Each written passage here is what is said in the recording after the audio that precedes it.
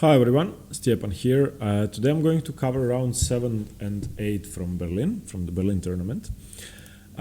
Two games in which, I decided to play my old repertoire. I didn't want to take any risks, as you may have seen in the previous videos. Rounds 5, 6 and 7, 4, 5 and 6 went really bad. I had 2 draws and a loss, all against weaker players. So in the final 3 rounds I wanted to play my repertoire proven and tested, and I really didn't want to take any risks. So in round 7, since I had really bad results in the last 3 rounds, I'm playing a player with no FIDE rating. His German rating was something 1500 or 14 something. Okay, he had no games online. I didn't know what he was going to play. I had the black pieces and he played e4. I played the Caro-Kann.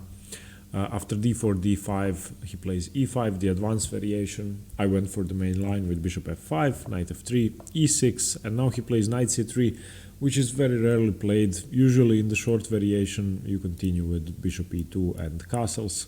Knight c3 is kind of weak because you don't have c3 or c4 before moving the knight, but fine.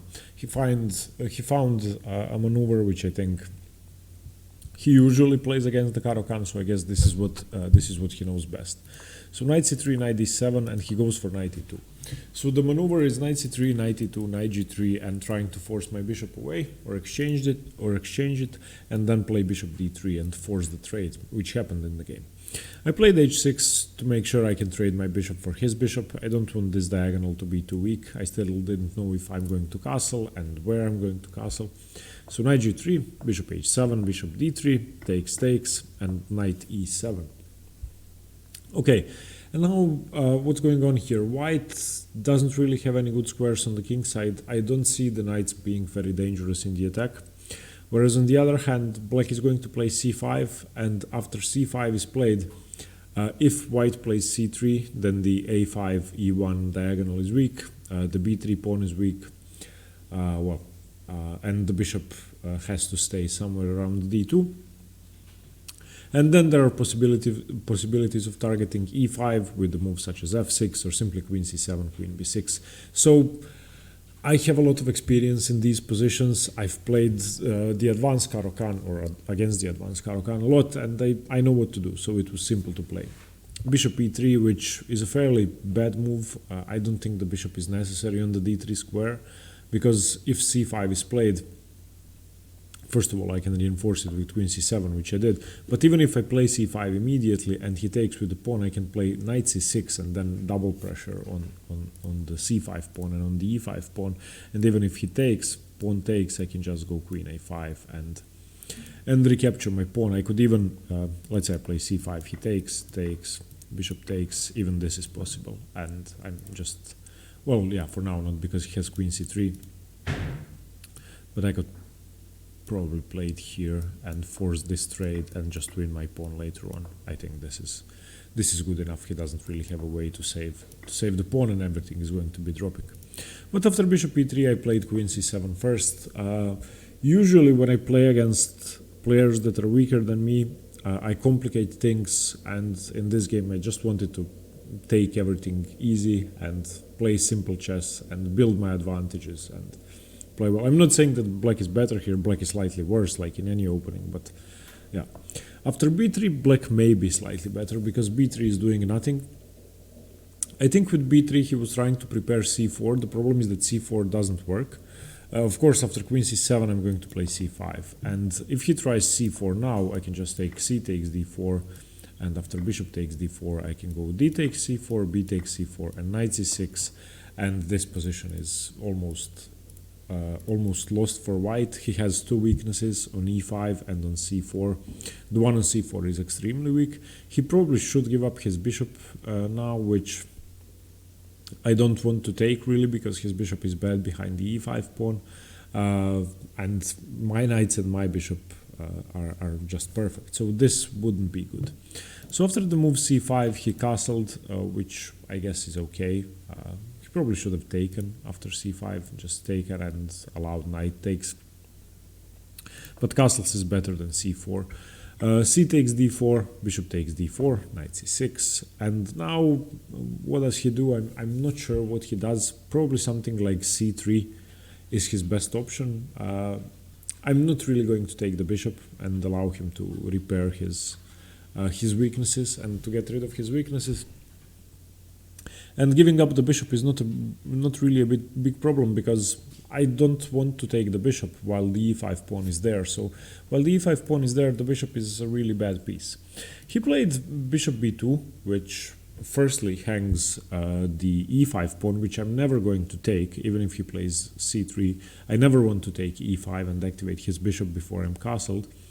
And secondly, it allows for a really winning move now, knight b4. After knight b4, even though he's only going down a pawn, his position is really bad, because he has the e5 weakness, he has the c file to worry about, my bishop is better than his, and everything piles on. So what does he do here? I was thinking that the best option was simply queen to c3, and after takes,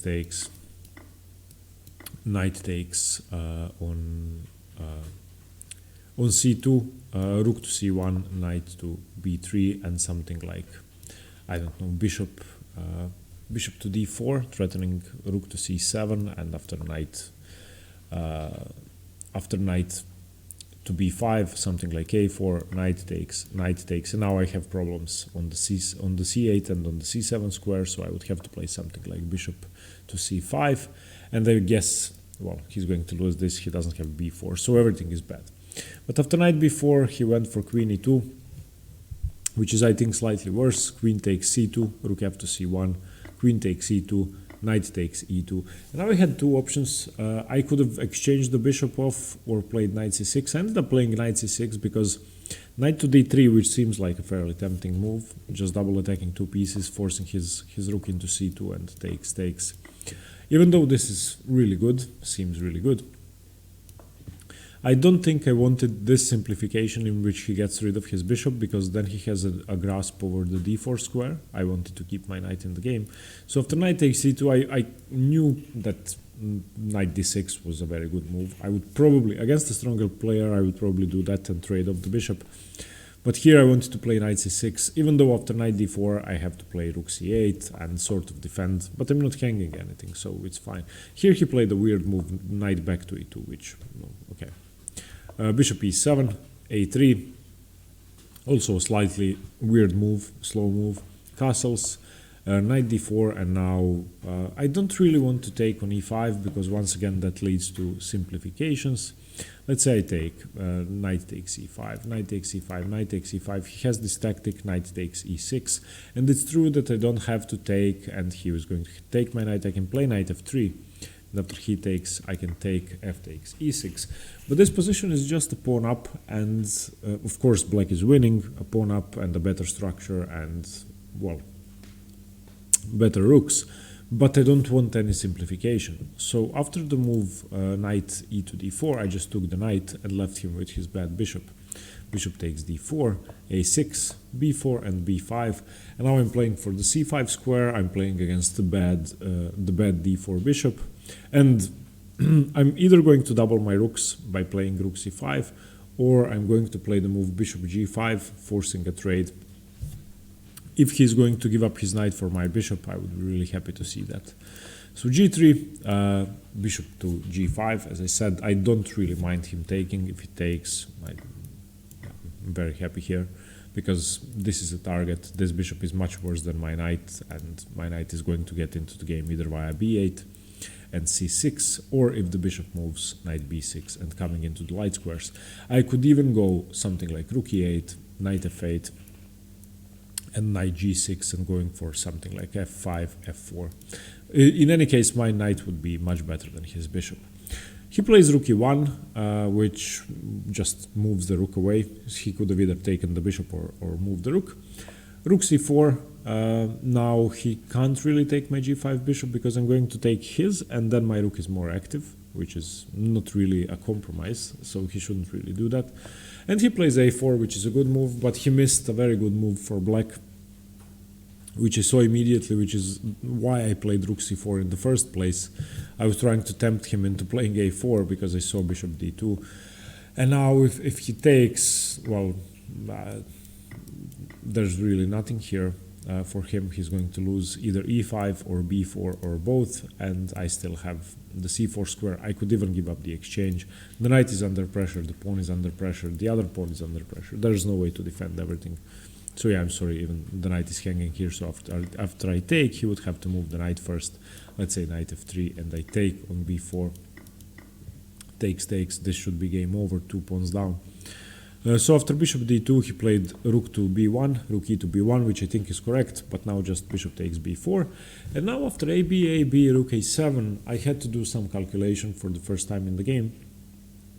And I calculated everything correctly. So his threat is, he wants to win my b5 pawn, and I need to be careful to make sure that doesn't happen.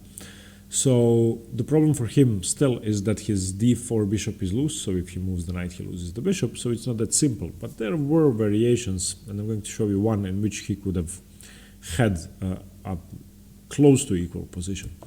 Knight b8, rook to b7 as expected, knight c6, and now what I was calculating is he cannot take on b5 because his bishop is hanging. The thing is, he could have taken b5 because my bishop is hanging. So and I saw that, but I thought that I would still be slightly better a pawn up, so I would have a passed d5 pawn in a rook ending, which I think is enough to win. So the variation would go something like rook b5, knight takes d4, knight takes d4, and if I take with the rook, then simply rook takes bishop, takes. So that's one option. And the other option is, after knight takes d4, I could go something like bishop c3, trying to save my bishop, but then after he moves the knight, it's still not that simple because I'm not really winning this pawn. So this would be a fairly symmetrical pawn structure with only a passed pawn on the d file. So yeah, I risked that, but it didn't happen. He played the move bishop e3, which is not good because now I have a rook b8, and it's fairly simple to win. Rook b8, knight b8. He was counting on knight to d4, but just knight to d7, and black is now winning. I'm going to slowly move my bishop away and push my b pawn. Note that he doesn't have the move f4, which he did play in the game, because this diagonal is really weak. Sorry, this diagonal. So once he played f4, I just played bishop c5, and now he can resign his... well, he's not really losing a piece. After rook d1, b4, he needs to play king f2. And now, yeah, I'm going to trade the pieces off, and he still can't move, the rook can't move anything, so I can probably just advance my king up the board. I think this is -3 or -4. Yeah, I can just move my king because he cannot move anything. The question is, where do I move it? The engine wants h7, I would probably go here for some reason, but he is in total Zugzwang, he can't move any of his pieces. In the game after b4, he played king g2, which just drops a piece. After b3, he has to either take the pawn or allow me to queen or lose the knight. He takes immediately, takes, and now just a conversion, which wasn't really hard. I don't want to get into too much detail here. A piece and 2 pawns up from here on. Yeah, he didn't resign. He played on. He played on for a while. He didn't resign here either. He resigned when I was queening. Okay, but anyway, finally a good game. It was an unrated opponent, so not a big achievement, but I was happy. And I felt calm playing the Caro-Kann after all the testing. Okay, round 8.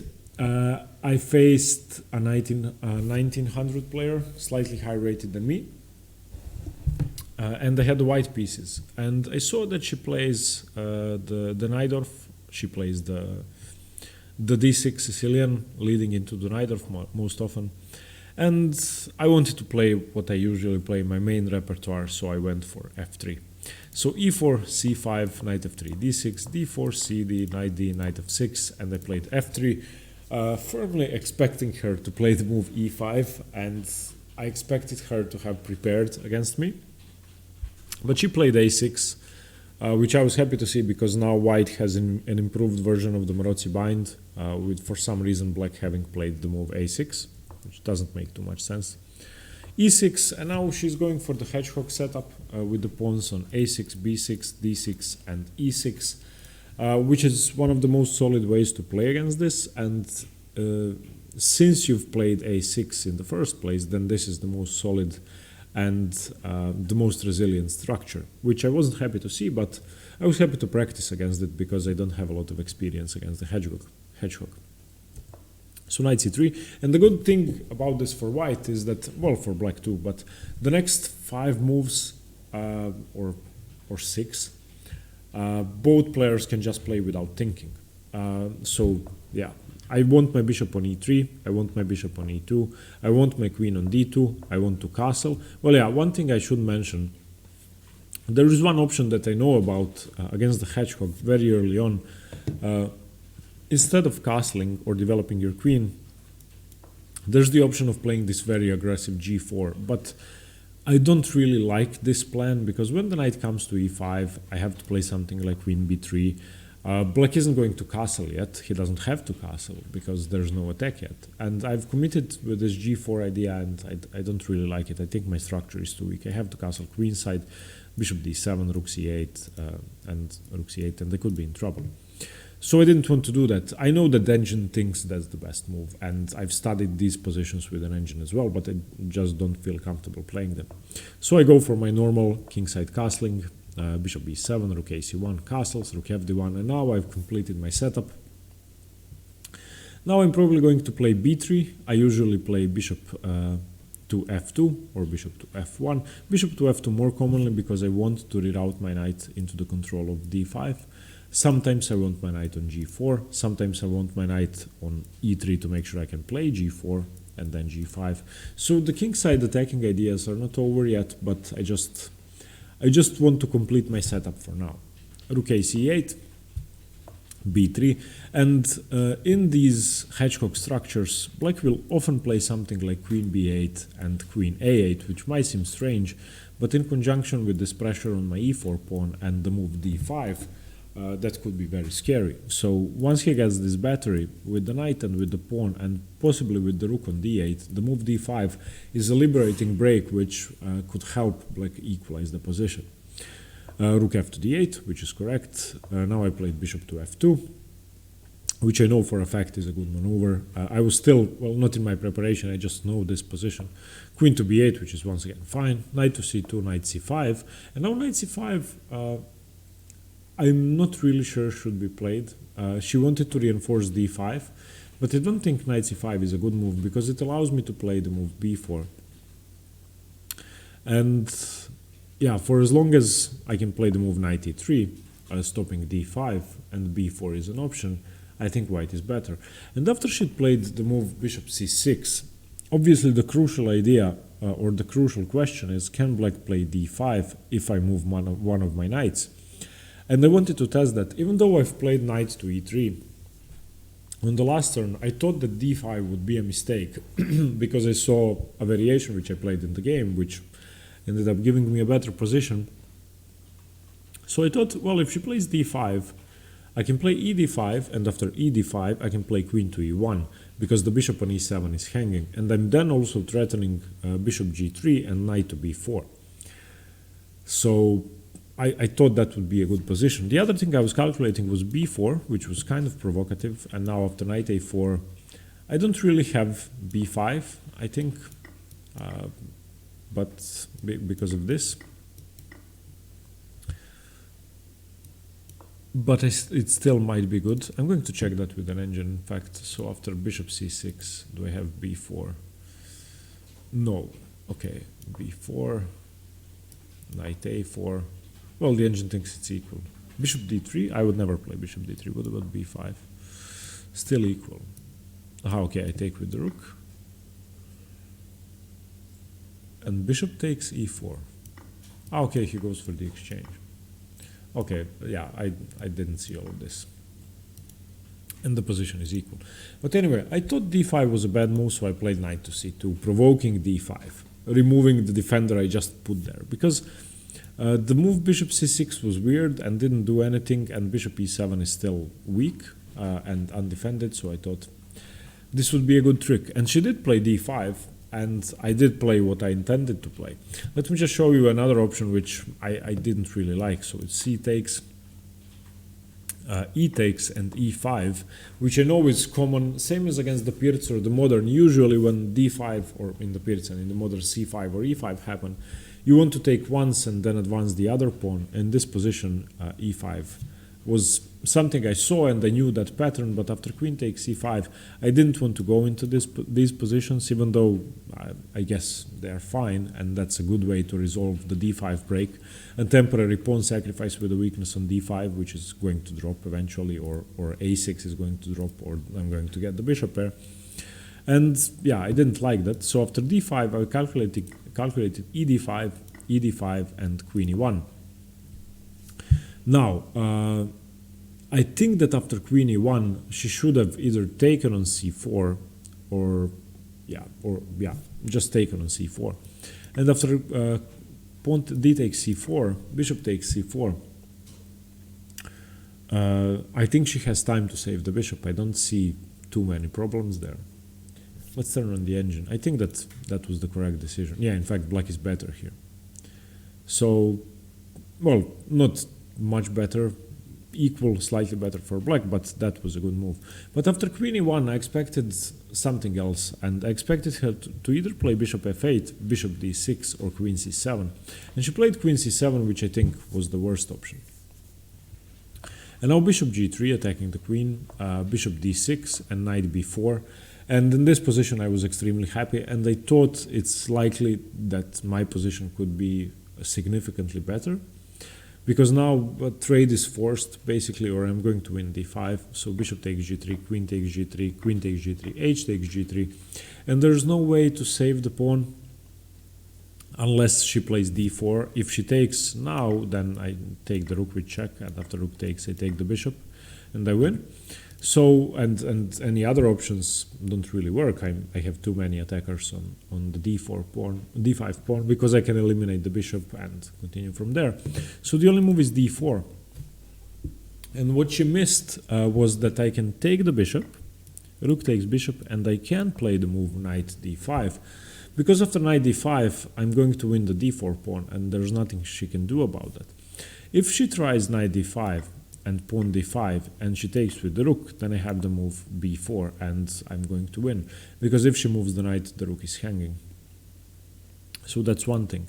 And after knight d5, if knight takes, pawn takes, rook takes, rook to h6, I can take. And if rook takes, I can go b4 still, because her back rank is weak, and if this happens, I can just check. Rook here takes, and bishop takes. a6, after something like knight b6, I can go a3, and this should be winning without too many issues. If I turn on the engine, yeah, it's more than +2. Okay, so knight d5 is a very strong move because she cannot take twice. And I'm threatening, well, the first threat is knight to e7, winning a whole rook on c6. The second threat is if she moves the rook, I'm going to take the knight and ruin her pawn structure. The third threat is simply I want to take the pawn and be a pawn up and continue from there, have a 3-2 on the queen side. So the engine thinks that king f8 is the best move and that it's almost equal, against which I don't think any human would ever play rook a1, which was the suggestion now. But I think I have to slowly build up the position, take the pawn later on, or take it whenever, and play from there. So she had to play king f8 to just save her rook. After knight d5, though, she played the move d3, which, okay, it's a blunder. Blunders happen. I've blundered the piece this tournament myself, so after d3, which, if I don't have knight e7, is a very good move, since I do knight e7, and she resigned. So this was round 8, and I was happy with this game because I played something I know. We played a thematic structure, Rxb8 against the hedgehog. I was happy with my play. Usually in those openings, and in openings like that, in the hedgehog, you are doing nothing, you are doing nothing, you are doing nothing, and you have to keep doing nothing unless black can play d5. And if black can play d5, then black is better. If he plays it at the incorrect moment, then white is better. So these openings are about patience, and I'm happy that I had more patience than her, even though Playing knight back to c2 wasn't the best idea because d5 actually did work. Okay, tomorrow I will cover round 9, the last game of the tournament. After round 8 I was happy because I finally, well, I had 2 wins in a row, was feeling slightly better, and coming into last round I was confident. Okay, thanks very much for watching. Let me know what you think about the games and stay tuned for more chess. Bye bye.